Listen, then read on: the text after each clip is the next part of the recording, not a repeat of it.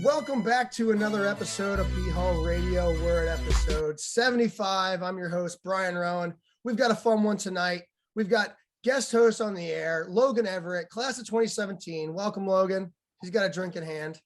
Yeah. And our guest tonight, we've got Russ Parsons, 2017 grad, co-captain with Logan, their first year. He was a three-time NCAA qualifier in high school. He was a two-time national prep champion, Powerade Beast East and Ironman champion. He's an infantry officer currently going through the Special Forces qualification course. Welcome to the show, Russ. Hey, yeah, thanks for having me. I'm really excited to be part of the show. It's I've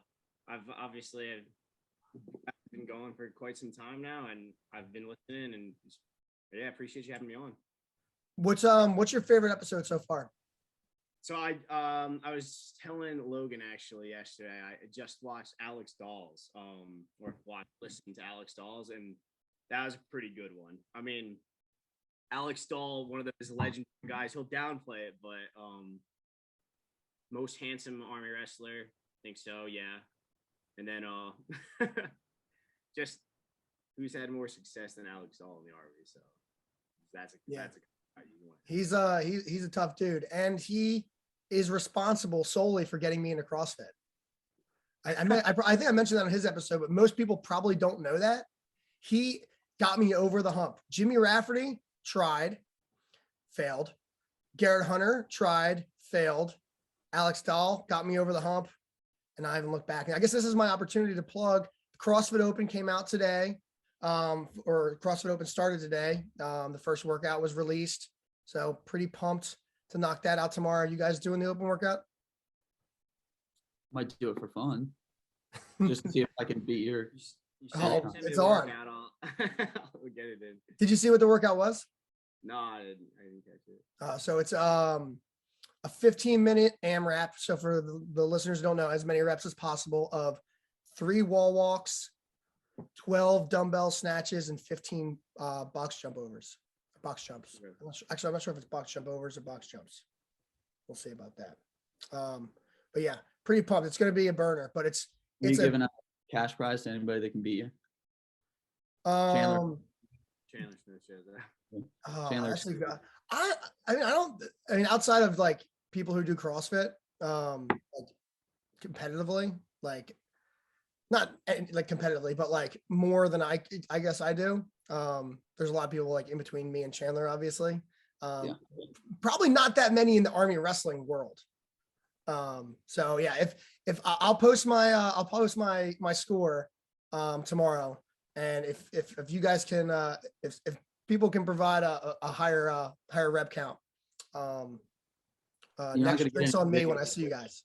You're not gonna get any video footage from me, but I'll beat you. If I score? have to beat you by one, I did one more than that. Don't be surprised. Yeah, it was. I'm super excited to have Russ on, just because I think I know Russ probably different than most people. I got to be roommates with Russ, and we did everything together, from workouts to class to weekends to trying to do homework, back massages, getting distracted, everything. So I'm super excited. I think we have a unique perspective, probably, of I don't know how many captains have been roommates together, but I would think the number's probably very few, if any. They usually don't allow those kinds of things, but I think we forced their hand. Yeah. Got pretty lucky. So were you guys in the same company all 4 years, or not? Plebe year, they scrambled us after Plebe year. So yeah. I know you used to be Go Cowboys. He was C4, and then we used to have to go to the mess hall, and everyone would try to get away from Russ before he did his Go Cowboys. I would just try to run through it as fast as possible, but now it's like one of those things. It's like, like as an old grad, I mean, not that I'm like going back and doing the cowboy thing, but like I kind of get it. But yeah, I would just try to run through it as fast as possible. I remember Nate Dow used to try to make me do it though. I think Dow is a cowboy too. So we scrambled into the F3, the troop. Go troop, baby. We scrambled into the troop together our sophomore year, and I was like, as soon as I found out Logan was, I was like, thank God. Yeah, it's always a moment where you can look at that roster and be pretty happy that you see somebody that you know, and then especially somebody that you're on the team with is exciting, I think. My plebe year, I was with there's a couple wrestlers in the company, but one of my wrestlers was a cow, and he was like a very well respected cow, like, and not from like he was like super hooah. He was just like a good dude, and people respected him, and we were pretty close. So I didn't get messed with at all, like, which made my plebe year really, really good. I just stayed very low key, but man, the plebes, my classmates did not like that. Like they got their balls hazed. These upperclassmen in my company were like extra hazing, and I didn't get it, and they did not appreciate that. I feel like my plebe year was gone so much that we did the just nobody knew me, and we did the recognition thing at the end of the year where it's like they used to line us all up and you like shake the upperclassman's hand and they tell you their first name or whatever. It's like ridiculous because it's like I know what your first name is, but and then they shake my hand. They're like, I've never seen you before, and I was like, well, I did something right then if you didn't know who I was. Crazy, man. Yeah, it's like, oh, that's weird. It's like I didn't want you to know who I was. Yeah. Okay. Cool. Better.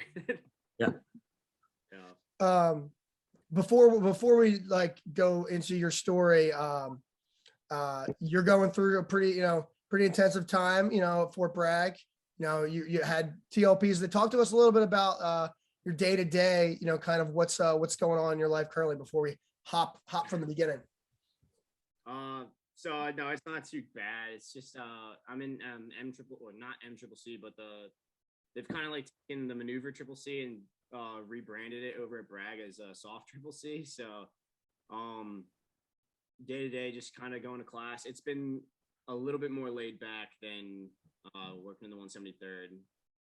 A little bit is a lot of it, but like these past 2 weeks have been kind of like more a lot more work because we're doing like the TLPs thing, which is basically just you get an operations order and then you have to plan for you like have an 8-hour sequence where you kind of plan this whole thing by yourself and then pencils down at 8 hours. You have to be ready to present it.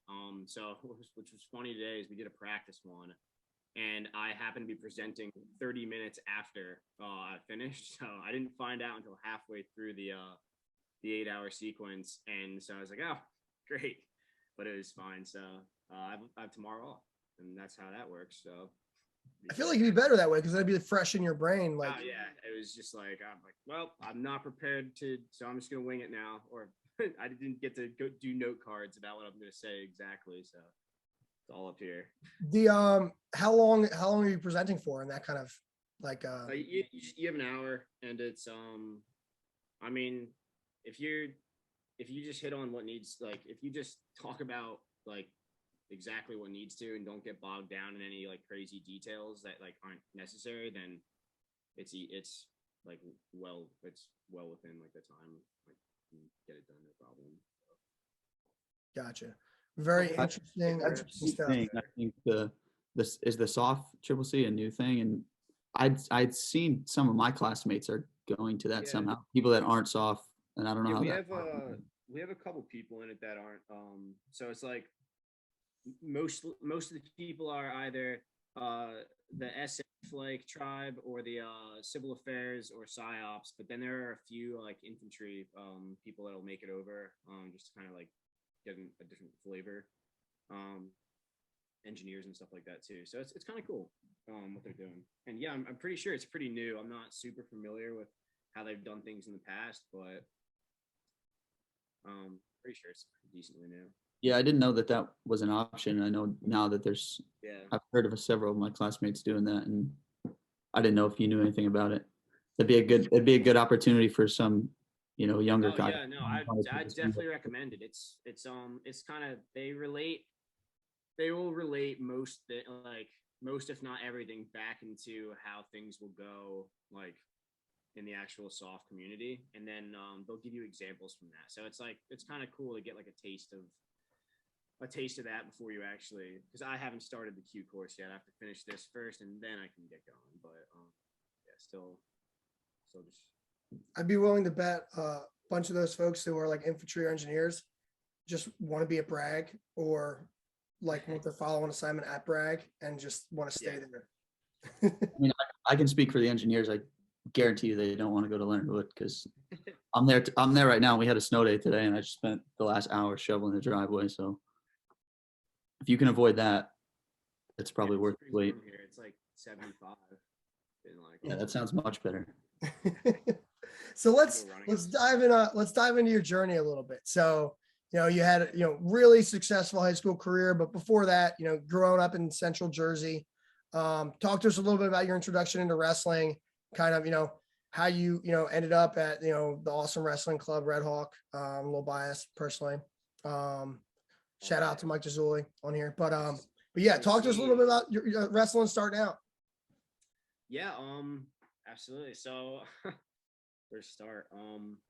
Well, I really honestly have to credit everything to my dad. He was kind of like this guiding beacon that it's like, hey, what do you think about this? And I'm like 6 years old. I'm like wrestling, like WWE in the cage?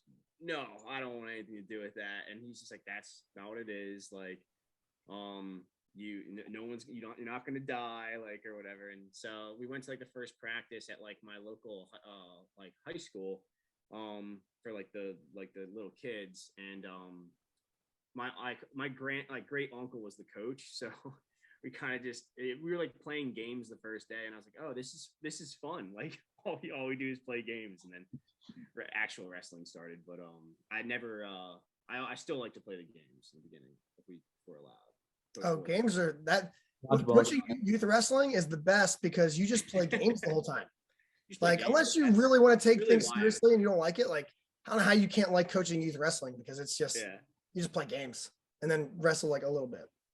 Coach Ward let us play dodgeball, team dodgeball. That's the best one. Lincoln, shout out Lincoln Mallinger, probably best in the business. So Russ was probably a daily All-American in the game that we made, but I can't remember the name of what we used to play. But we used to play if you were like the final 8, you were it was it was the what's it called? I think it was like a lightning ball.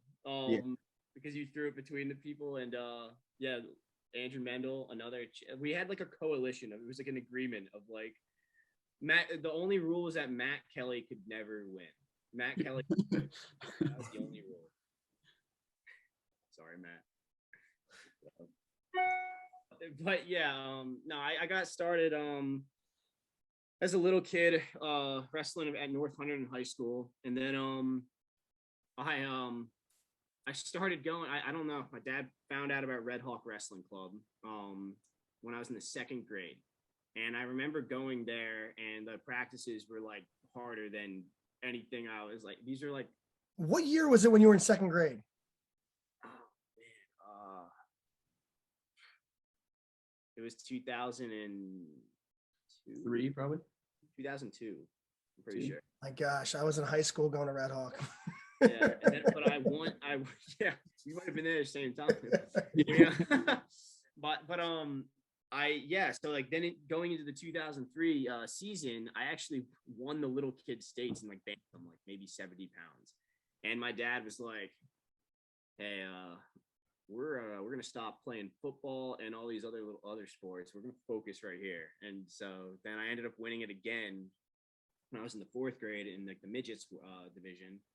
And from there, it was kind of just like, well, this is it. This is the sport. And I wrestled at Red Hawk for almost most of my like youth wrestling was through Red Hawk and then independent.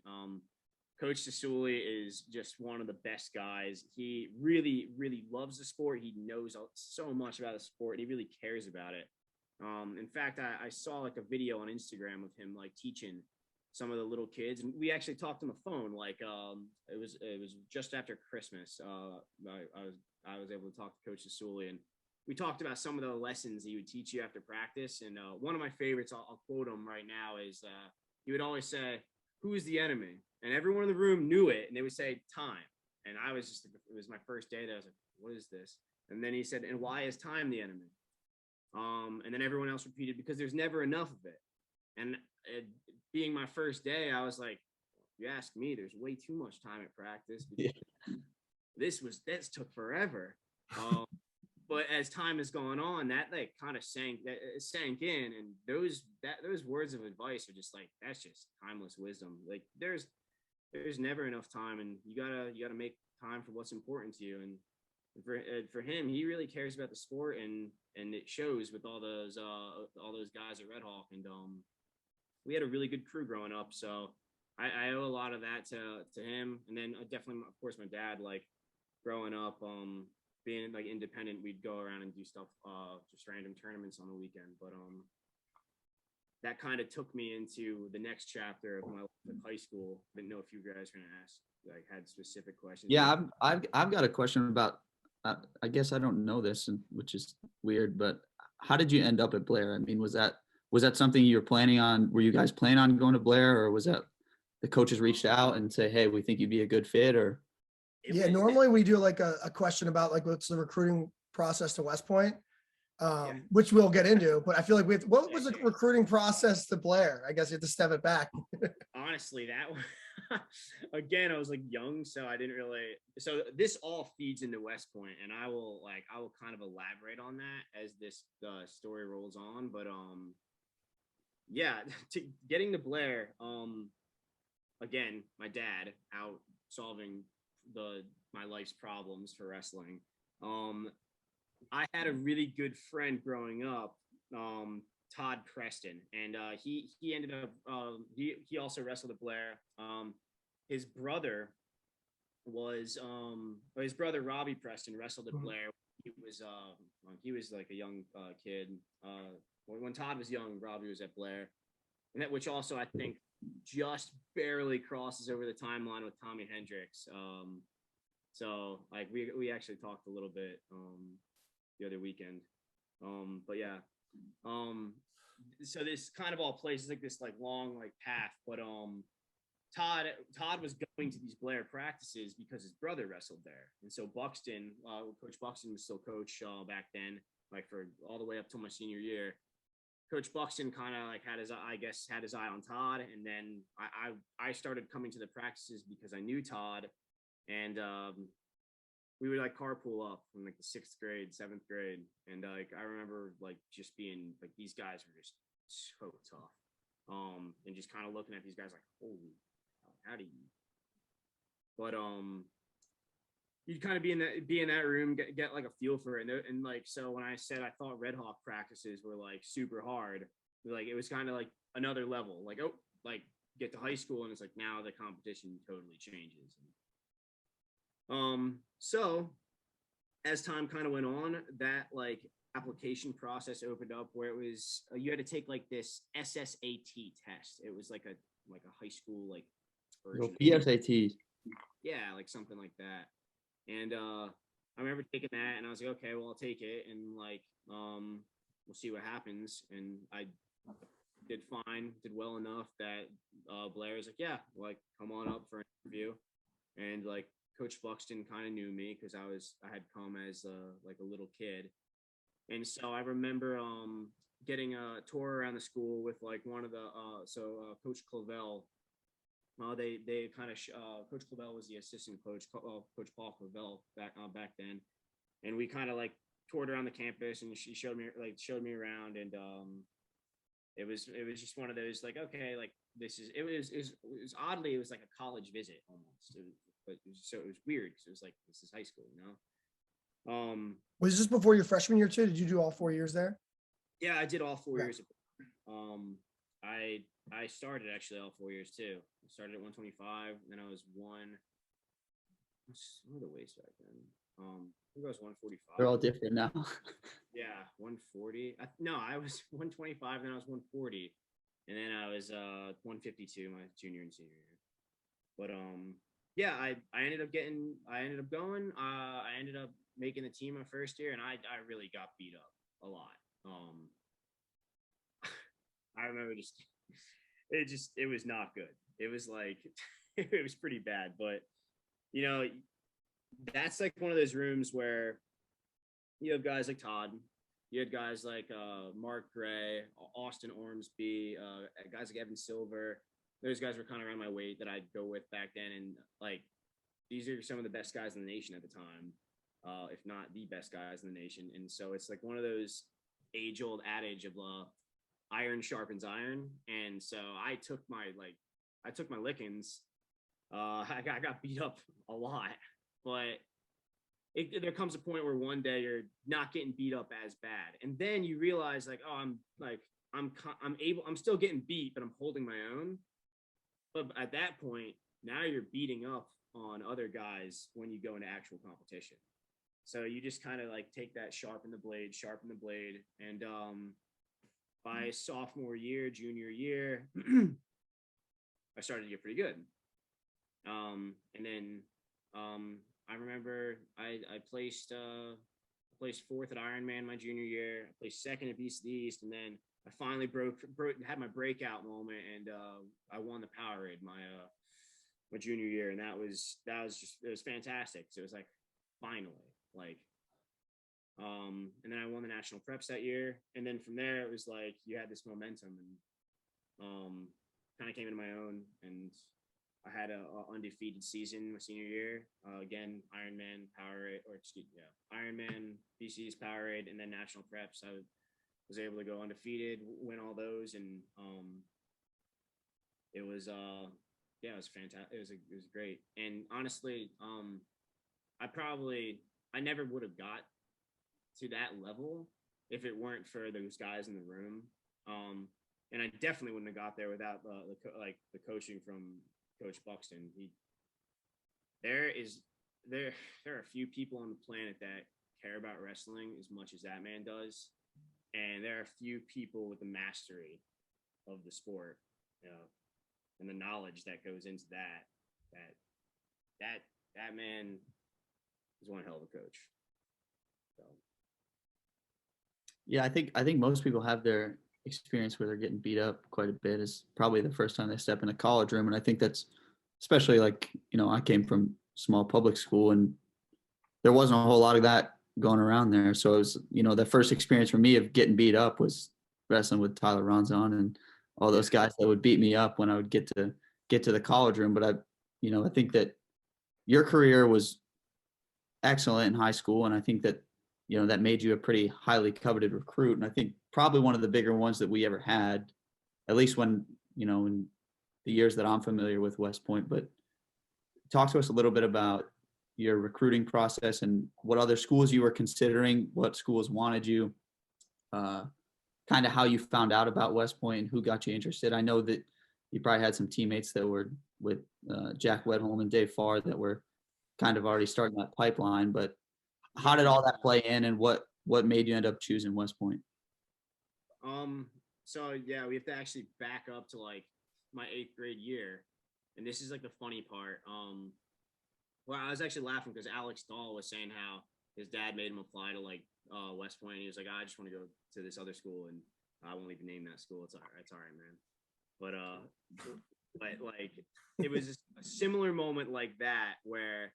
So again, to go to Blair, they made you answer like a question like, where do you see yourself in 5 years? And I was trying to answer it, and I was like, and my dad says, hey, say graduated Blair and attending West Point. And I was like, what's West Point? And he says, it's a military school. And I was like, I don't want to go to military school. Just put it. And then in my, like, what I had to do the interview, and my dad was like, hey, when you go in there and they ask you what colleges you want to go to, make sure you say West Point. And I was like, why? And he goes, just say it. And I was like, geez, all right. And so I go into this office, and Coach Paul Clavel is interviewing me, and he's like, so what colleges are you interested in? And I was like, oh, well, I mean, the wrestling schools, of course. So if I could get into an Ivy League like Harvard or Princeton, that'd be awesome. And then in West Point, and he's just paused. He's like, West Point, like you're into the yes sir, no sir stuff. And I was like, yes sir. Question or something, but he's like, okay. And that is the last time I thought about West Point until my sophomore year. where we had, so like Tommy Hendricks came through with the postgraduate program when they offered to go to like the prep school. They still had that program while I was at Blair as well, because they sent Sean Miracle to Blair Academy, and he happened to be my partner that year because we were the same weight, and we became friends. I really I thought he was a great human being. I looked up to him a lot, and I one day asked him, I was like, so what college are you going to? Oh, I'm going to West Point. I'm going to Army. And I was like, I've heard that before. And it was like the seed was planted, and then it was like, all right. And then so Sean started talking to me about West Point. And the more he talked to me, the more interested I got. Like, oh, this is really interesting. And then Coach Heskett came to watch Blair practice and like I guess do some recruiting one day, and I was like, Sean, can you introduce me to the coach? And he's like, yeah, sure. So he did, and like he's like, yeah, I'll keep my eye on you. And then Coach Heskett, yeah, he ended up reaching out a good amount.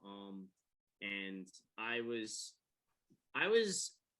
really sold on West Point kind of early by Sean, just because I was like, Sean is just an awesome person.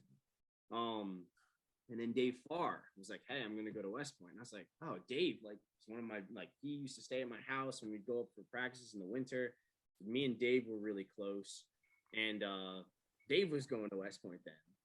And so by the time I was, like, actually applying, like, so the coaches were recruiting me, and that really helped with the process a lot. Help with mine. Help me get in. That's for sure. Yeah, it was definitely good to have that on your side. So,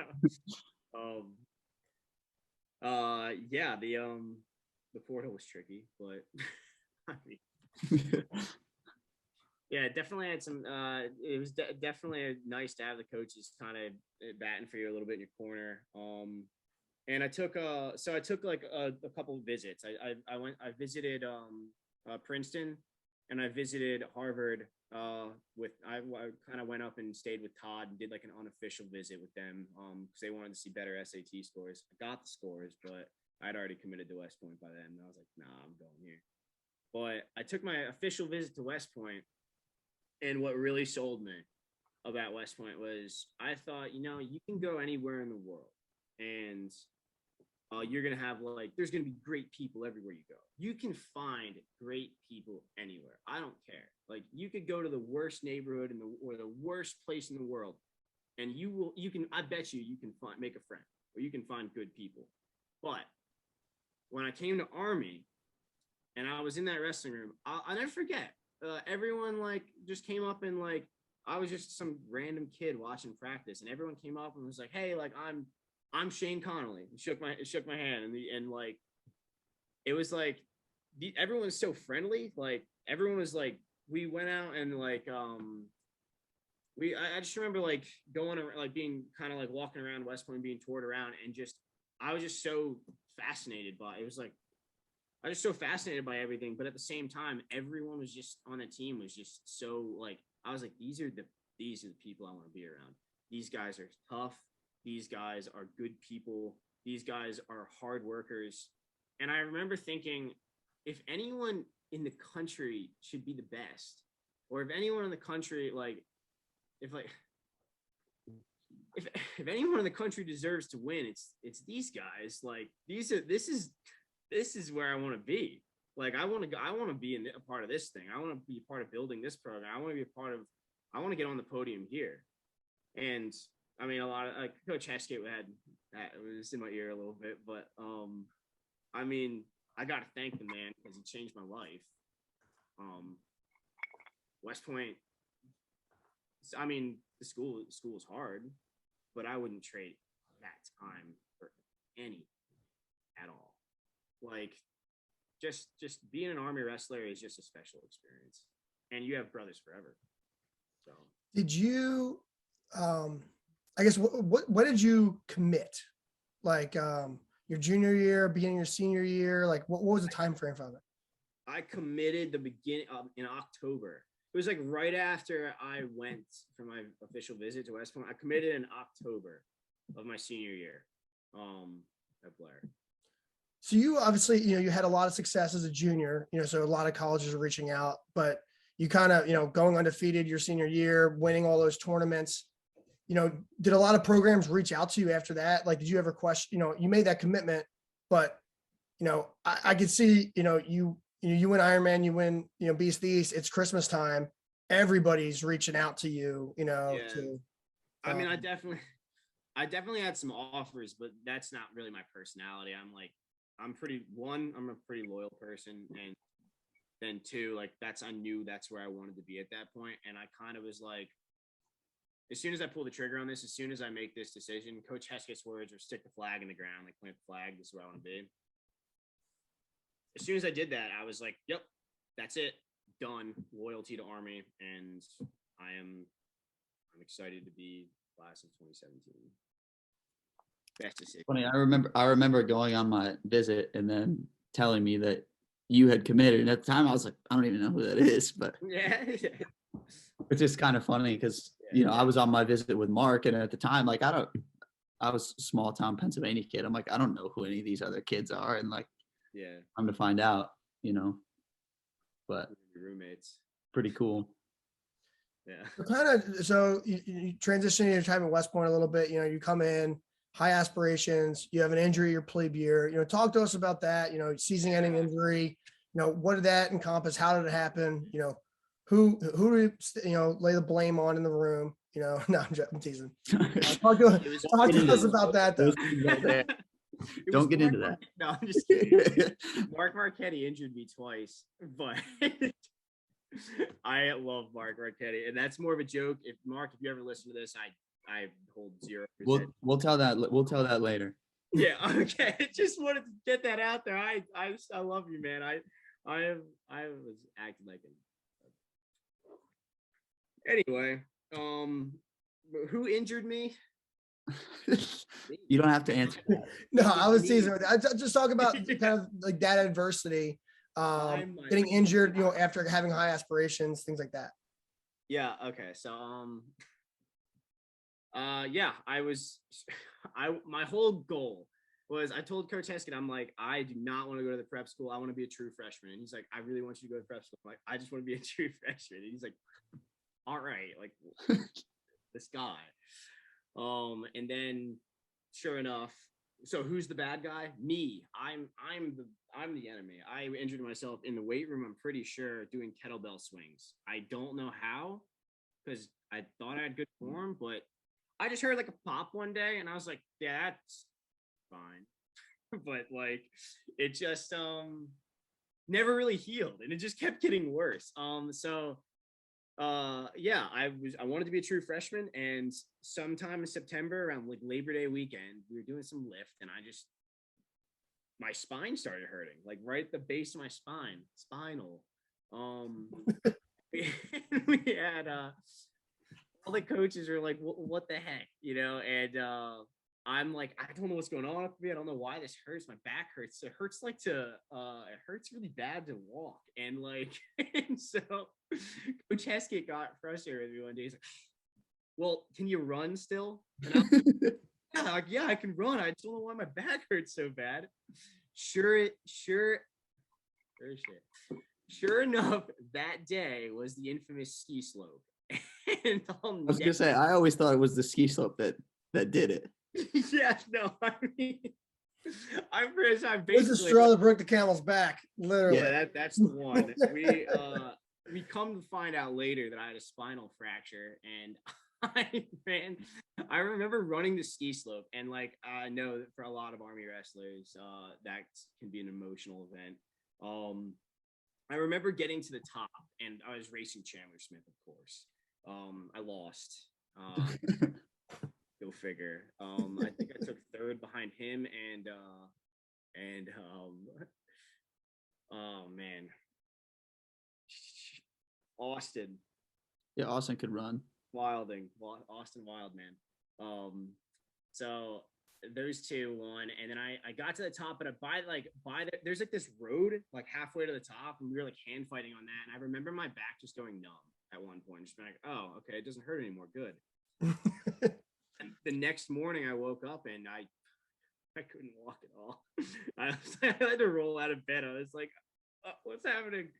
So we go to the I'll never forget. I was in like we got like an MRI, or I went up to like Keller Hospital, got an MRI. And Coach Young is like waiting for me in the waiting room, and this colonel comes in, like a doctor, like a colonel, army doctor with like, I'm just a plebe. I don't even know what's going on. A cool bird on his chest, and he's just like, yeah, you were Cadet Parsons or something. I'm like, yes, sir. And he's like, hey, yeah, you fractured your spine. You're not gonna wrestle this season. All right, have a good day, man. And I was, wait, what? Like, I thought this was a joke. I was like, not gonna wrestle. What do you mean? Like, that's what I'm here to do. And yeah, that was a pretty emotional event. I had to go down to Walter Reed that year. Those doctors told me I was never gonna wrestle again. And everyone's advice was basically, hey, just do nothing and let your back heal. Like, you can't do anything. And so imagine like somebody who's grown up wrestling, somebody who's grown up like physical activity is it's like kind of like a core piece of the identity. And it's like, all right, hey, check it out. Now you're gonna do nothing. You're gonna watch yourself slowly get fat, and you are like, you might never wrestle again. I was crushed. It was a hard year, especially being plebe year. And, yeah. Anyway, I wasn't able to wrestle for about 7 months, but in May, I was able to kind of get back on the mat, and it didn't bother me, and I eased back into it. I was really careful, and I ended up being able to get back to it my sophomore year, which was just such a relief. And then, I started at 157 the remainder of my time at West Point. So, did you in that time off, did you like balloon up, or did you like try to keep your weight kind of down? no, I didn't balloon up. I'm not the kind of like Coach Ward might disagree. Oh, I was gonna disagree if you. I'm not the kind of guy that if I'm not cutting weight, I'm gonna balloon up. Like, I just eat when I'm hungry. But when it turns out when you're cutting weight, you're usually hungry. So I was able to put on like 20 pounds in a week sometimes. Russ used to ask me, do my calves look big? I was like, yeah. And he's like, oh, that's how I know. That's how I know it's bad. I knew Coach Ward would just look at your face like, get off the scale. Get on the scale. It was funny because I didn't really know you, plebe year much at all. Outside of like, I knew you from Beast and stuff, but like I didn't see as much as I saw the rest of the guys. And like my main experiences with you that I remember are me and Mark used to come over to your room to watch South Park. I can't remember what nights it was, but it was like one night a week we used to come over to your room on the 4th floor and come watch South Park. And like that was my only interaction with you for almost the whole year, because it was like, you were every day you were at rehab and stuff, and we were practicing, and you were staying back and we were traveling and stuff. So it was like I didn't get to really know you until probably until like Buckner of Yuck here. It was weird. It was definitely weird. Yeah, I can imagine that's probably super tough, especially like you seeing your peers and stuff out there competing, and people that now, right? You're like, I'm a part of that class and I want to be out there with them, and I can't be. Exactly. It's like, I'm better than this, I swear to God. And everyone's like, yeah. Man, like we have. Yeah, I don't know. And you weren't really the type to like, I don't know, you weren't the type to like watch a lot of wrestling. So I don't. How many matches did you even come to when you couldn't wrestle? Oh no, I came to the ones that I could. I mean, I was part of the team. It was like, if I didn't do that, yeah. I feel like it was probably just frustrating for you too. It was definitely frustrating. I remember it driving me crazy, but who started your plebe year at 57? Billy. Wasn't it? I thought it was Paul. Was it Billy or Hancock? I thought it was Paul Hancock. Yeah, it was Hancock. It was Paul Hancock. But I wasn't gonna wrestle 50. That's why I was gonna wrestle 49 that year. Okay. That was the plan. But never had to make 49. That's a good thing. Yeah, probably for the best. Yeah. But So I don't even know how we got to be roommates. I'm pretty sure we fudged the numbers on a sheet that got put up somewhere. Scrambled in, and then it was like, I don't know who you were rooming with that first year, but I think I remember it being like, hey man, sorry. Yeah. Sorry, get out. I'm Yeah. living with him now. Yeah, and we had that room on the corner of the barracks there that was not heated at all. It was super cold. Yeah. And all I remember is us trying to make weight together and going into Arvin and kicking the back door to get in the pool, sneaking into Arvin to start running on the treadmill, and then we'd go spend the nights in the steam tunnels all the time. Christian Doyle, shout out to the Roach King. He showed me that entrance to the back of the pool. I remember several times on weekends, like you and I breaking in, just the two of us, to go swimming in the pool, in the Arvin pool. An absolute blast. I had a couple stories from Buckner written down. Really? The first one, I don't know if you remember. You killed a frog during Buckner, and it was an emotional event for you. I didn't. It bothered you for 3 days that you killed a frog. frog. Micah Mills killed the frog. Oh, was it? Okay. I thought it was you. You gotta get the story straight. Come on. We need you to be as prepared as Tyler McLeese is for updates with Coach Ford. He was trying to gaslight me, but it's not going to work. You were very upset about the frog, I remember. Yeah, I was. But I think it's Russ is as tough as they come, but a very gentle heart. I care about the creatures. They live here too. Russ tried to he used to save like these egg cartons, and I mean Russ saved everything, but outside of that, he used to save these egg cartons, and like I kept asking him, like, what are these, dude? Like I come into the room and they're always on the windowsill. I'm like, what the hell are these things? And he's like, oh, those are my apple trees. I was like, why would you grow apple trees? Like, what are we gonna do with them? And then when he wasn't doing that, we were always constantly moving desks to try to hide the mini fridge. We were like the king of having things in your room that you're not allowed to have. Yeah. Like we always had a mini. Hide the mini fridge. I guess how tiny was it? It was pretty small, but it was. I mean, at the time we were not allowed to have a mini fridge, but we had to move the two corner desks so that there was like this much of a gap to see through. So we moved the two desks in the corner, and then when we needed to get to the mini fridge, we would just slide the desk out of the way and then get to it. Yeah. And Russ had like a 45-inch TV. I did. I had like it was like 32. It was pretty big for a cadet. It's so big that he used to have to like put it away every day for AMI. They did not like. He'd pull it down every night and bring it out. Playing games, watching Netflix, not doing my homework. I don't even know, what was the punishment like if you got caught like with like a 60-inch TV in your closet or a mini fridge? I don't know. We never got caught.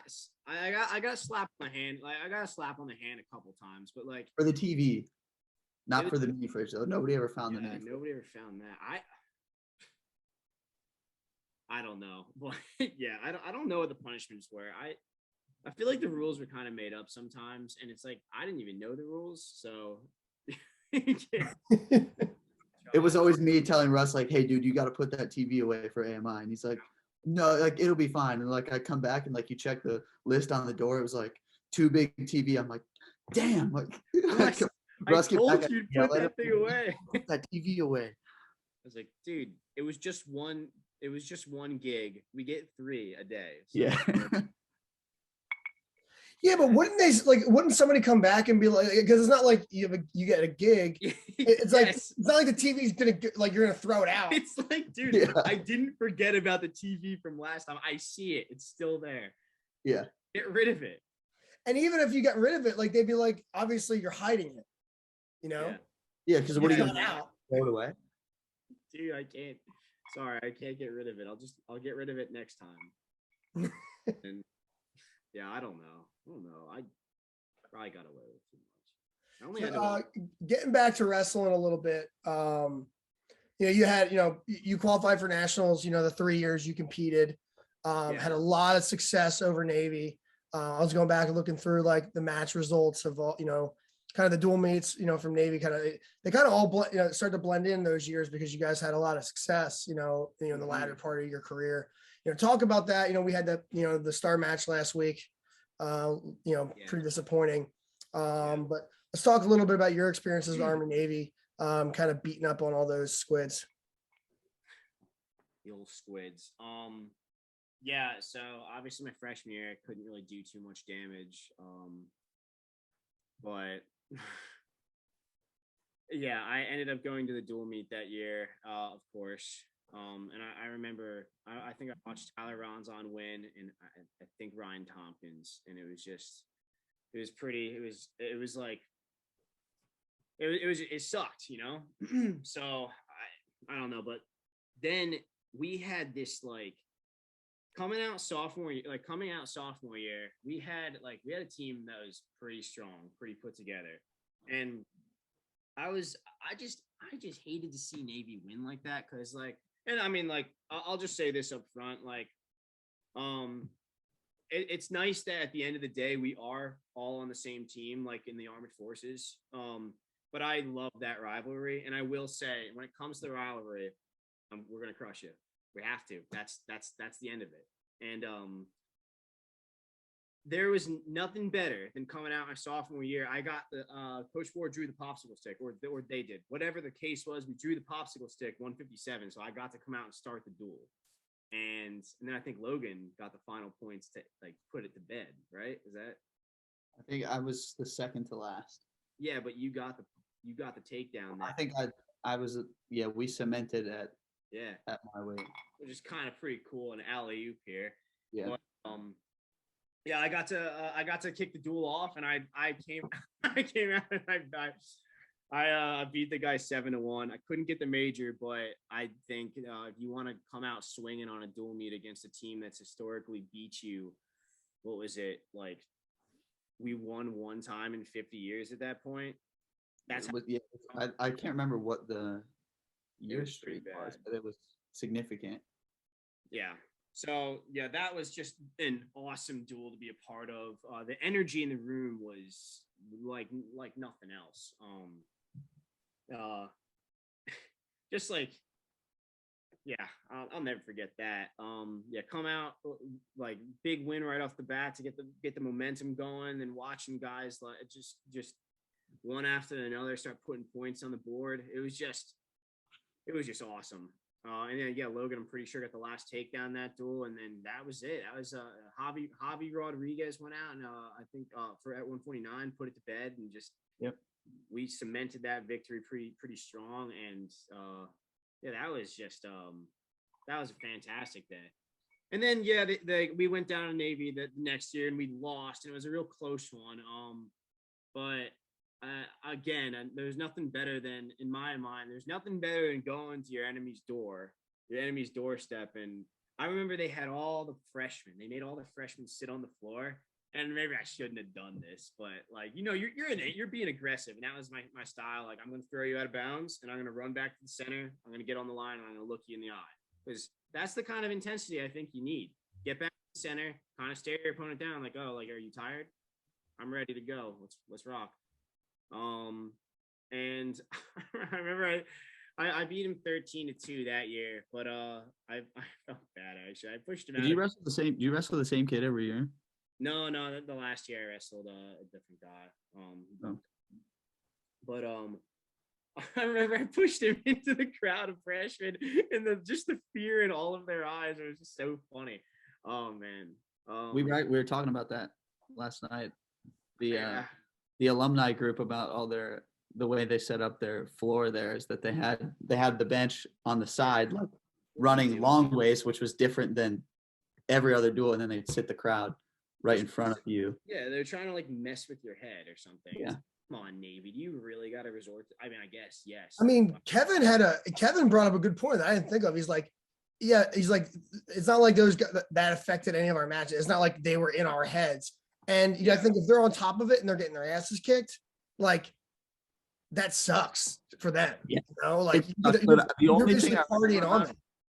Yeah. The only thing I remember about it was showing up and like, this is different. And it just Yeah. like, it took me that was all that I remember thinking about it. But I just remember thinking like, this is not normal. Yeah. No, exactly. But like I'll say it again. I felt bad about doing that. He's a good guy. But at the end of the day, but like, yeah, I mean, I love the rivalry. I one of the most important things you have to do at the end is just be a good sport. And I mean, if you're not being a good sport at the end of the match, that's just says everything. And you hate to see that. But yeah, then our senior year, we got it back at West Point and we won again. Our senior year. I gave myself a concussion that match for sure. But You were the king of high crotch double off and like plant myself on my head. I think that if you go back and watch the video, like you can see the moment that you get a concussion. When I was seeing stars and the ref was like, "Hey, are you good?" And I was like, "Yeah," because I was afraid that if they stopped the match, I was gonna lose the dual meet for us somehow. But it might have. I don't know. I don't remember. I got called for stalling because I didn't even know where I was. I just dropped the guy's ankle. I was like, I'm just gonna ride this because I got 5 seconds left and I have no idea what's going on. But that's kind of wild. So that happened like right towards the end of the match when you got, you know. It happened in the very end of the second period. I took this kid down. I was like, I'm trying to get a major, and I took this kid down. And it was I think 7-1. 8-1 at that point. And like I landed on my head when I took him down, and I got the points. The ref gave me 2, and then time expired. So I got the points right at the end. Everyone was pumped, and then I stood up and I was like, whoa, what's going on? And like I remember standing there, and like the kid chose down, and I was getting ready to get on top, and like the whole room just started flickering, and the ref was like, "Hey, are you all right, buddy?" And I'm just like, yes. Like, don't stop the match. Like, don't even worry about it. Don't even think about it. Just let me get back on top and finish this fight here. But I also didn't want to give the kid a second to rest because I knew if he was like it's like one of those things in my head, like if you smell weakness, like, oh, now I'm gonna go harder and I'm like, I don't want to deal with that. I just want him to be broken and think that he has no chance. But he totally had a chance at that point because I didn't even know who was going on. I was thinking how the third period you can remember. I literally just wrote him the I can't entire remember third any of period. that The stuff. ref called me for stalling twice, and I lost the major decision because I had no idea what was going on. I can't remember anything. Yeah, I just remember. I'll say I don't know if I just push things out and I don't remember them, but it seems like you're like it was a shot at the end of the second period. I was like, I would never have remembered that. I remembered that, and then I didn't remember the rest of it. But we won. So I also remember Trey Shalafu getting so excited at another match, that same duel, that he like threw his arms back and he literally hit me in the temple. The same duel with his elbow. And I was like, I just dropped to the ground. I was like, I'm just gonna chill out here now. I feel like I don't know, you weren't the first one to really like start having success, but I feel like a lot of the tournaments we'd go to, like we'd go to Vegas and it was like everyone's in the wrestleback, Russ is in the semifinals, like, and I feel like that was a good thing because it was like it pushed us all. Like I think we needed that, and I think that you being able to, in a way, kind of trailblaze, I feel like grew the confidence of everybody, and even like I hate to say that, like I don't want to take the credit and be like, oh, we were the turning point of turning things around with Coach Ward, but I feel like it was like a switch, and I think that we were a big part of igniting that, and I think we started creating the expectation that this is what's supposed to happen. And I think that's a huge thing actually. So I'll bring it up like with Blair, they called, like there was some saying, I forget exactly what it was for, but it was like the saying was like a tradition of excellence. And I think that actually says and means a lot because a tradition of excellence is like, if you're going to go out there, you have to have that expectation. It's like, there's no falling, but like your bottom line should be I'm at least placing. That there it should never be I'm gonna go to this tournament and see how it goes, or I'm gonna go to this tournament. Like you're always like oh it's all right. I got knocked out the first day, but so did a lot of other guys. I feel like you need somebody to like kind of be like, hey, like that is not the normal. That is not like acceptable. Once you change the mindset of that's not acceptable, I feel like you start demanding a lot more of yourself. And when you demand more of yourself, I mean, really anything's possible. I think actually, I'll quote Alex Dahl, who I think said this yesterday, or not yesterday, but when I was listening to talk yesterday in this podcast. He said, like, you are literally, you can literally do anything you want. Like he said, you can do anything you want in the Army. You just have to have the idea and then talk to the right people. It's like, well, you can do anything you want in anything. You just have to, you're only limited by your imagination, what you think is possible. So go do it. Go do what you want. I'm about to go hit the gym. Getting all fired up. I'm going to run through this wall behind me. I'm about to go do the open workout tonight. Yeah. I think I brought it up earlier, but us being roommates, I think, was super unique and one that we literally spend every second together. If it wasn't, we weren't. But I know we had at least one class together, and then we'd go from class all day to the practice room all day to the rehab or recovery room after practice. Come back, go to dinner, come back, be in the same room. Every time we traveled, we were on the trip together. It was just, we did everything together. And I felt like, we pushed each other pretty hard, I felt like, and it was like, There was always somebody there to, hold you accountable and tell you that you didn't need that extra coffee from the mess hall or the protein shakes. But I say I'm pretty competitive, and, I think that having you there as a roommate really like took it to the next level. And, I was wondering, did you feel the same way about those things? Because it was me. It was like, hey, Russ's weight's better than mine right now. Like, I need to step it up, or like, like all kinds of stuff. Like, are you kidding? I think it helped me, but your weight was always. I was always self-conscious. I was like, damn it, Logan's doing so much better. Coach Ward's gonna be pissed at me. No, dude, it goes. It goes both ways for sure. Logan, you were probably one of the best influences on me at school. It's like, hey, Russ, did you do your homework yet? Hey, Russ, maybe you shouldn't hey, Russ, let's make it back in time for TAPS. Let's not just like stuff like fantastic influence on me. The entire time. Like, I'm glad that you felt the same in some other aspects. So appreciate that, man. Yeah. You guys need to hug it out, through the screens. Just we gotta quit the slap. What? We're not that soft. Yeah. I promise. So before we get into like, kind of, your Army life so far and, time in Italy and stuff like that, like, coming into, West Point, high aspirations, not, achieving your goals necessarily, getting on the podium. Do you often think back about that? I mean, I know it's probably a hard question to ask. I didn't even put that in the talk, but I try to dripping shots now once I ask the question. Yeah, thanks, Brian. I'll bury that down real deep. No, I mean, I've talked to my dad actually a lot about that. For a while, I didn't think of it. I didn't look back very much after. I mean, I got to wrestle with the team as the AI, and that was fantastic. But I kind of just tried to not to think about it, but it's just like, look, I did everything. I really feel like I left it all out there, and it just didn't fall my way. I just kept getting injured, which just sucked.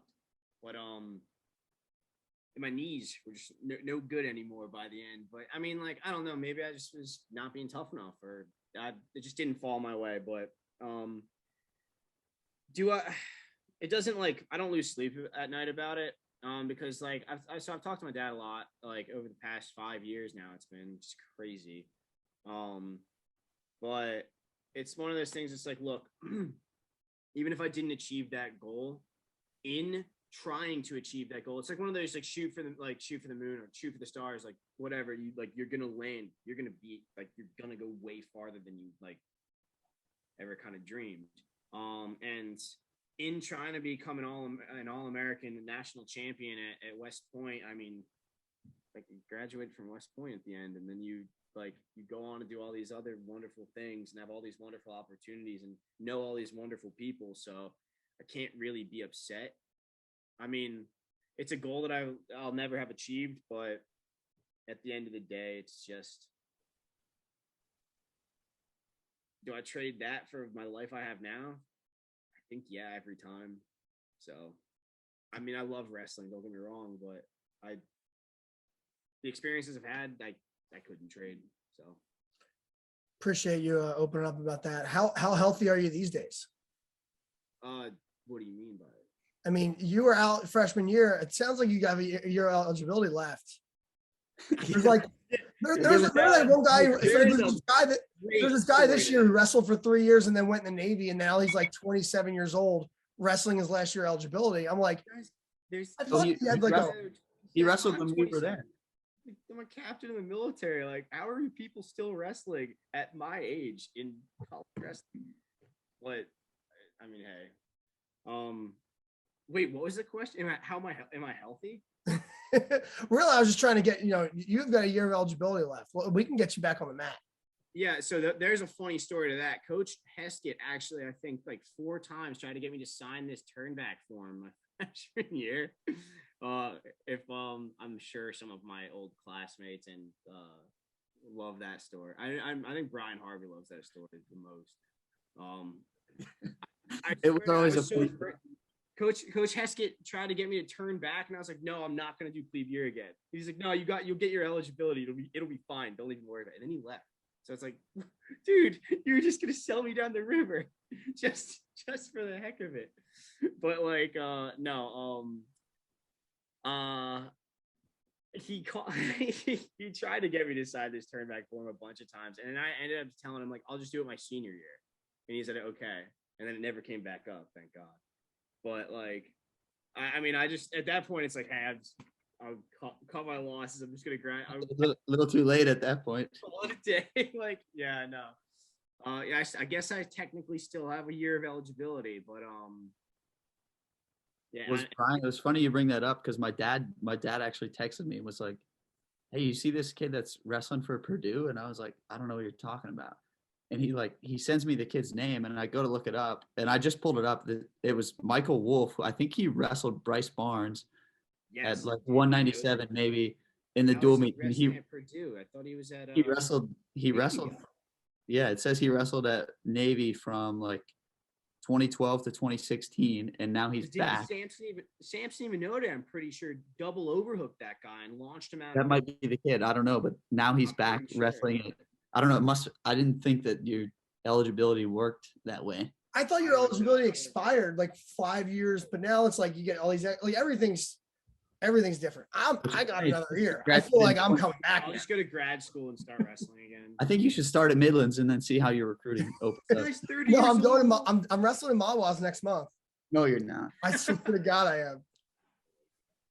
Some of the guys down here at Bragg said, like, let's enter an open mat tournament. And I was like, if I don't have to cut any weight, I'll do it. Dude, go over to the North Carolina Wrestling Factory and they do like open workouts on Sundays. You could just go roll around. I have my shoes still. I hope you do. I remember bringing my brought my BHAW plaque back to our barracks room one time because I think Russ had gotten, I don't know, what was your highest place at BHAW's? Oh, dude, second. Yeah, so I took 5th, I took 4th, I took 3rd. Hell, I even took 2nd. But so I brought my first. I thought you were like a superstar little kid. Kyler won BHAW's like 5 times as a kid. There's a story to that. I think the ref didn't like my dad. My dad was I took this kid. Actually, it was Michael Stoudemire. He's a pretty good dude. He's actually a good person too. But I thought I could have sworn I took this kid down like 3 times in overtime, but the ref just wouldn't award the points. my dad just screwed it up. And then my dad out of the gym. I took like it's not as good when you're in high school. I took Came like back second right. and ninth grade, and I always had regrets about it. I never won MAWAs. So my junior year, my Cal year, I got hurt for like the whole season, and MAWAs is after the season. So I wrestled in MAWAs, and I got weekends away, like free passes for my TAC. I went back. I won the open division in MAWAs as a Cal. Nice. All I'll right. be the only one to ever compete in it. This guy. And wrestling for Army. Yeah, those are the days. Well, this is not my episode though. This is yours. So let's talk about your post wrestling life a little bit. You know, you mentioned you stayed on as an AI after graduation. Yep. Somehow posted to Italy. Did you do that as a firstie, or did that just assignment come up? Oh man, so I had oh God. No. I absolutely did not do that as a firstie. Logan graciously turned down the AI position. And I was like, yeah, I got it. I'll do it. I wanted to hang out with the guys still. And I was like, yeah, I'm just going down to Benning, like no rush there. And so I was like, I'll stay up here at West Point. I'll get some like further development while I'm not cutting weight anymore by like officers here. I'll be near home. I'll be with the boys. It'll just be a good time to kind of like rest and reset and get ready for like the next path. But in that, that means I didn't get a post. I didn't post the class. So, I got like everyone else got their posts that night, and I kind of just sat in my room and I was like, damn, well, this sucks. I just know I'm going to West Point, so whatever. Like, but then, I got like an email that was like, hey, like, put in your top 5 preferences for like posts. Like, where do you want to go? And I was like, well, this will be funny. Like, I'm pretty sure I ended up ranked 904 in the class, and that's, well, yeah, Not very high for the listeners out there who don't know. Just so you know, there's only like About 1,000. There was like 936 who graduated. I was gonna say you graduated lower than I did, and that's impressive. But not lower than Trevor Smith. So that's and Trevor Smith Also got Italy. And Trevor Smith, yeah, he got it through the camera. So I had to Bradso for infantry, which was so sad. But I really wanted to be an infantryman. And then by the time I was doing like my posting stuff, I kind of laughed, and they're like, hey, send us your top 5. I was like, well, this will be funny. Italy, Germany, Fort Bragg, because I want to be a paratrooper, Hawaii, Campbell. And like, they're like, hey, thanks for your response. And I was like, LOL. LOL. LOL. And then like, I don't know, but at some point, a couple months later, I was like, oh man, like I really want to be a paratrooper. I did not take that seriously. Why am I like this? And so I emailed the lady back. Why am I like this? Yeah, I was like, ma'am, I'm so sorry. Like, I think I was just kind of messing around. I just, dude, future. I was like, I really want to be a paratrooper. Can I change my posts, like my top 5? And they're like, well, the submissions are kind of already in, but like, what do you want? And I was like, okay, well, still Italy first would be cool, but then like Fort Bragg, like, and then like 25th, and like I just want to be a paratrooper. And she's like, okay, well, it turns out we can't change your thing, but you already got your first one, so is that cool? And I was like, well, I put Italy. And they're like, is that what you wanted? And I was like, yes, that is exactly what I wanted. And so that, my friends, is how I got Italy. That is how it's done. That is, so by the grace of God and General Caslin, I found out later that he was the one who signed off on all of the AIs, like, hey, we're gonna make what they want happen. And it just turns out nobody else picked Italy, which was, I think people were like, yeah, there's no way. And I was just like, this is gonna be funny. And it turned out to it. Like honestly, like that's like one of those things where it's like I can't even like I can't tell you how like just with luck or like a blessing or it 100% changed my life. Like it totally just blew open the doors of like my perspective on the world. And I had never left the United States until I was 24. And then I got my Ranger tab and I headed out to Italy. And the next thing I know, I'm speaking Italian and trying to order like Putting hair gel in your hair. Now it's looking all like Italian, like doing what I can, you know. I it was just an absolute blast over there. I made so many good friends. I ran into like Trevor Smith was out there. Nate Ole was another guy who was an Army wrestler his freshman year, and then he became a team manager for a little while because he had too many concussions. And those two guys were out there, so they ended up becoming. It's just like, oh, you were around the Army wrestling community. Well, bring it in. Like we're like, and you just became this little family. It's like. Because unfortunately, I haven't even seen Logan in like 4 years. Last time I saw Logan in person was we went scuba diving in Florida in like Vortex Spring. It was a blast. And I'll never forget that day. Like that was fantastic. But Russ not being certified at all. I just was like, you're just gonna hold my hand and you can just put this in your mouth and breathe on it, and I'll drag you all over the place. God. Best day ever.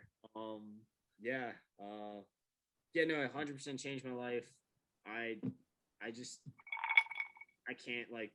even know who to thank. I guess thank you, General Caslin. You literally like changed my life for the better. So,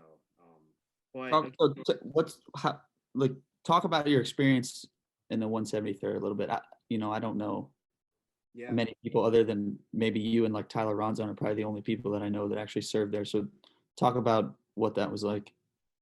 Yeah, I'm just also real quick before I do that, gonna also, just bring it back real quick to I wouldn't have been able to do that without being an AI for Army Wrestling. So I really owe it to Army Wrestling for hooking me up with that. So appreciate it. And so really you're thanking Logan because he gave you that opportunity by not choosing there. You did this for me and I love you. Thank you. The only reason I ended up doing it is because I couldn't do the engineer dive tryout if I didn't go to Bullock right away. And I knew that was what I wanted to try to do. I was like, hey, well, if I do the GA, I can't do the engineer dive tryout. And I was like, let's like talk about the lifespan of what's going to last longer. Is I'm going to be an engineer dive for 5 years, or I can be an AI for 6 months. Like, one has a better payoff. And I would have loved to have had the coaching opportunities and stuff that you had. Yeah, absolutely. It was awesome. I got to wrestle with the boy. I got to practice like the guys, and just it was weird being a coach because it was like, oh, I don't really know what I'm doing, but it's like, oh wait, yes you do. Like you've been doing this for 17 years. Like you're good. Just do what you do. And practice with them. It was a blast. We played lightning ball all day. Yeah. So let's go back to the 173rd. Let's talk about op tempo, so all that stuff. So I'll actually bring Tyler Ronzon into this one because when I found out I was going there, I immediately reached out to Tyler Ronzon, and I was a freshman when Tyler was a senior. So he was like kind of like this like distant guide that I was like a distant like guidepost. I was like, hey, like I see you're out there doing this, like what do I got to know? And we had like a nice conversation for an hour, and he kind of like filled me in like on what life was going to be like. And he goes, it's going to be very fast paced. Like the 173rd is no joke. Like you're in Italy for like part of the time, but you're most of the time abroad training with like our foreign allies.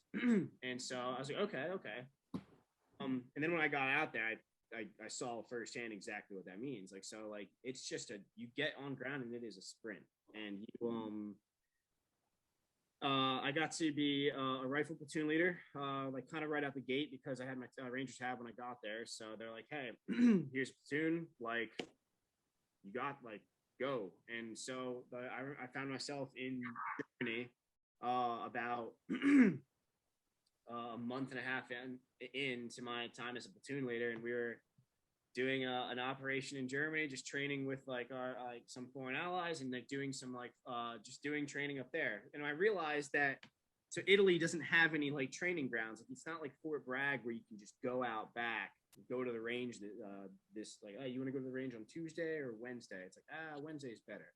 It's more like in Italy, you have to plan an entire operation, and every day is kind of scripted. And it's like, hey, you're going up to you're going up to Grafenwehr for training, and you're going to be up there for 3 weeks to a month or longer sometimes.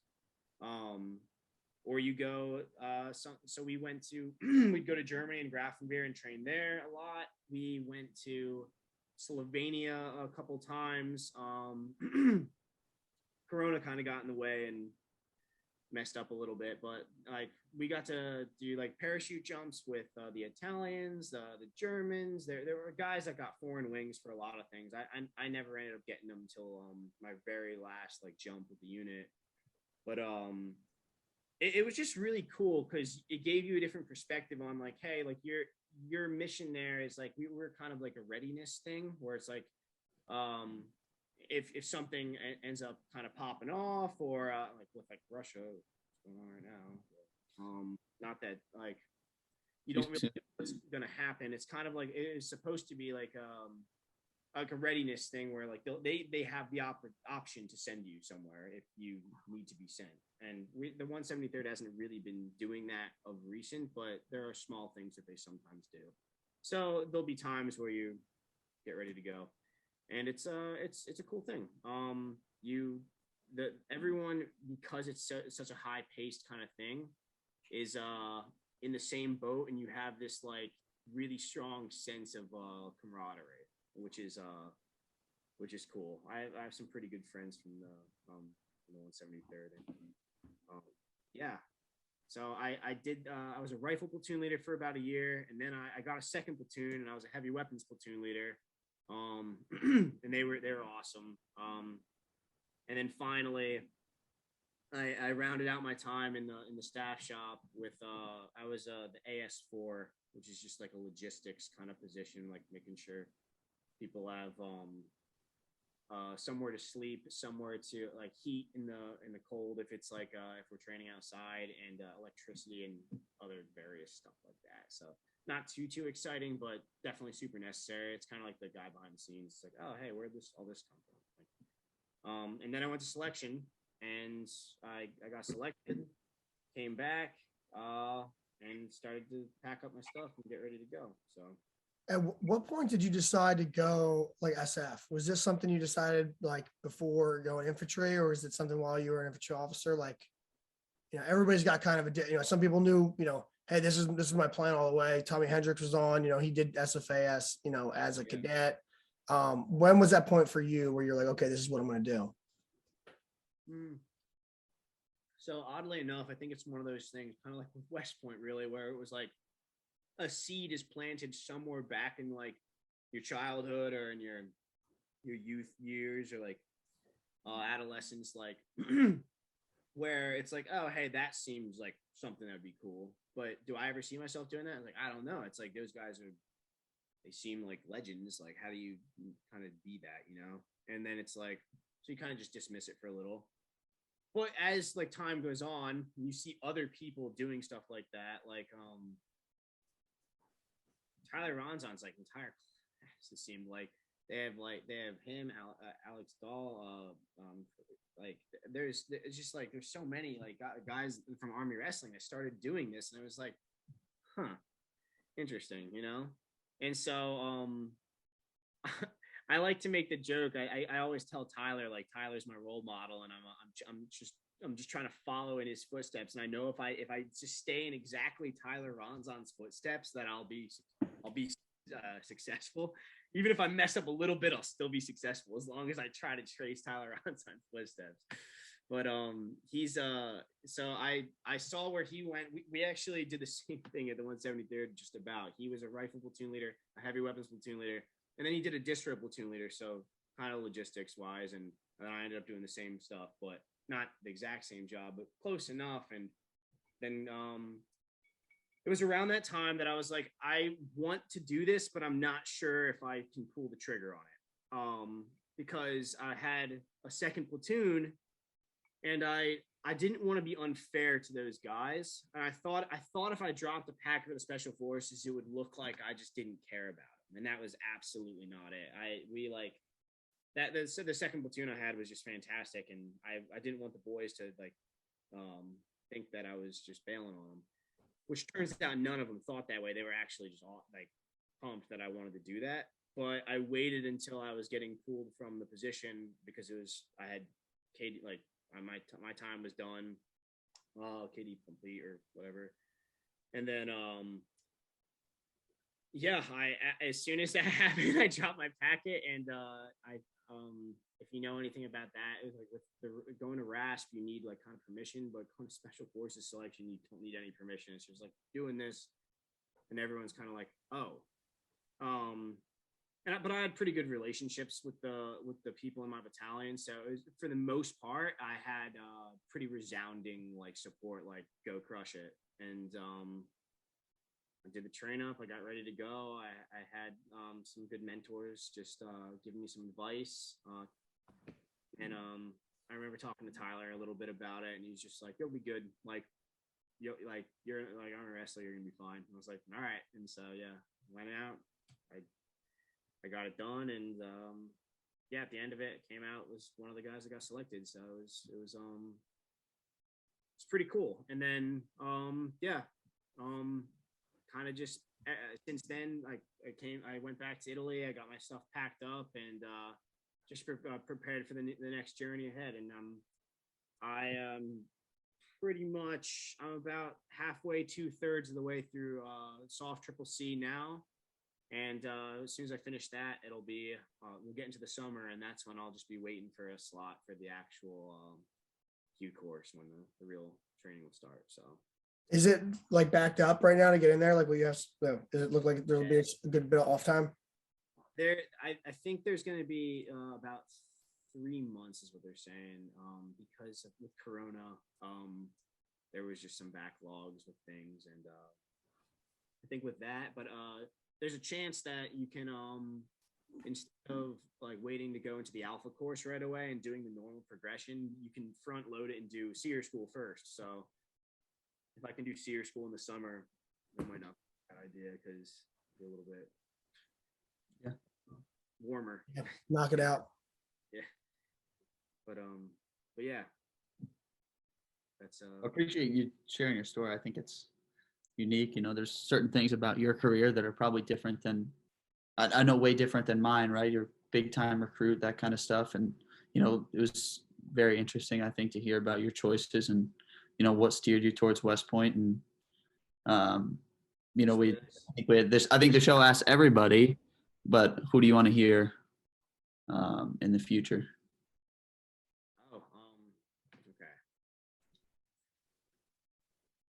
I brought his name up enough tonight. I think it'd be awesome to hear from Tyler Ronzon. I know he's super busy. Tyler Ronzon's a guy that I'd love to hear his path and his story, his journey. You need how many you need? 3. 2 more.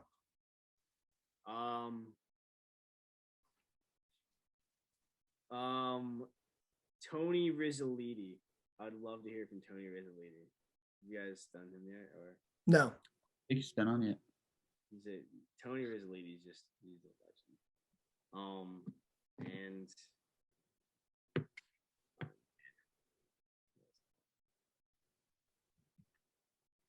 No pressure. no pressure.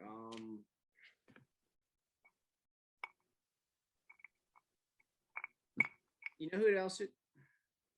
You don't get 8 hours like the TLPs. Yeah, I know. So another random name, and this goes actually way back to my plebe year. When I was injured, I had I kind of hung out with Hunter Wood, and I know he's already been on the podcast. I'm pretty sure, yeah. Yeah, we did Hunter. I hung out with Hunter Wood a lot down in the rehab center, and John Belanger. John Belanger's story is pretty cool. He ended up cross commissioning and being he's a Navy SEAL now. But he at some point had surgery, right, where he couldn't, like, I remember my whole freshman year he had no grip strength, and he couldn't wrestle the whole year. They told him like he's probably not gonna be able to commission, and like he kind of just looked at me. He goes, "No way." He's like, he had goals, and I remember watching. He had me spot him when he was trying to do pull ups, and he couldn't do any pull ups because he had no grip strength. And I remember the first day he got one. He kind of came down. He goes, "I'll be back." And I just remembered, like, I was like, this guy's, and now he's a cross commissioned. He's a Navy SEAL. So John Belanger's he's probably got a pretty interesting story too. Yeah, a few people mentioned him. He's one we need to get on here definitely for sure here in the future. Well, yeah, definitely Tyler Ronson, John Belanger, Tony Rizzoletti. I think those folks are some pretty great people. we've got plenty more episodes coming. We're episode 75 now. You know, who knows how many episodes, you know what? Maybe when we get to episode 1000, that's when I'll, Gonna get Chick on for the EIWA preview. No, I don't think we're gonna do any IWA previews this year. We're just gonna go straight. We have another episode next week, and then we'll have Coach Ward come on and do EIWA wrap up. But I think Chick put out a post in the alumni group today about the qualifiers. So everybody knows, we automatically qualified 42 qualifiers in the EIWA, not as many. Not looking very optimistic for the conference as a whole. We qualified 3 of those, but we're on the fringe of at several weight classes where I don't know off the top of my head without looking at it, but Kevin hit it on the head yesterday and just said we're gonna have to perform for spots, and I think that's the case. I don't think we're gonna see a lot of guys get gifted spots this year. Yeah, at 41, 49, 57, we were the last qualifying spot. So it's like, okay, you have to go wrestle. You have to wrestle to your seed. You shouldn't. Unless there's something out of the ordinary, you shouldn't be at the NCAA tournament if you can't wrestle your seed. At conference. And I know there's exceptions and things like that, but like, go take it. It's just go do it. Just go take it. It's yours. Like, there should be nothing that stands in your way. You need to focus all of your energy and all of your willpower on these next couple weeks, because you never get it back. Yeah. We don't have a guy that qualified a spot, 65, 74, 84, 97, but 65, they're taking 7 guys. You're telling me Dalton Harkins can't finish top 7 at EIWAs? The brackets, it's tough, but he's been in these matches with all these guys, and you get on the backside of EIWAs, it's a different atmosphere than somewhere else. Guys are down. At 74, they're taking 4 spots. Ben's, the returning, EIWA champ.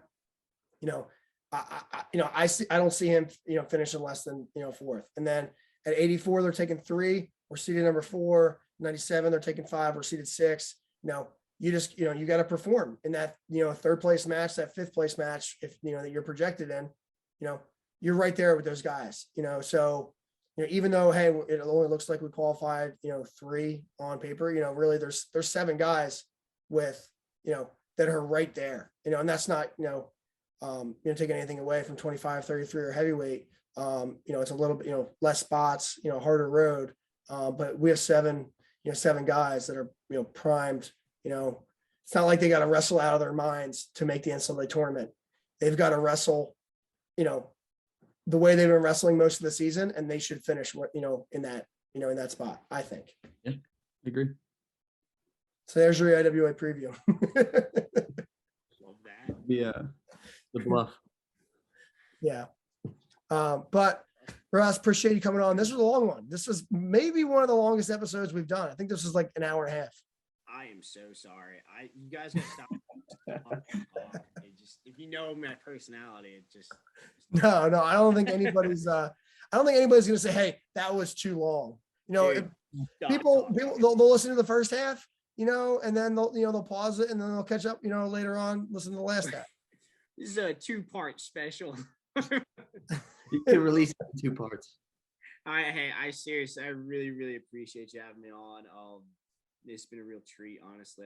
It's just kind of going back over some of the, you know, Army wrestling days and just BHAW, Army Wrestling Millionaires. Like, these stories all kind of come flooding back, and it's like, it's just, it's a really special experience and a really great time. And I love those. I love those guys. Logan, love you, man. This is the brotherhood extends for, like, it just keeps rolling. I love it. BHAW. Let's go. Let's end on that note. Well, BHAW. appreciate it again. Have a good night. Thanks for listening in, listeners. Yeah. Thanks for tuning in to the BHAW Radio Show. If you like what you heard, be sure to subscribe and leave us a 5-star rating on your favorite podcast platform. If there's something you'd like to hear on a future show, reach out to us on any of our social media, Instagram, Facebook, or Twitter. Or you can reach us at email, bhaw.radio@gmail.com. We'd love to hear your thoughts, and as always, go Army, be Navy.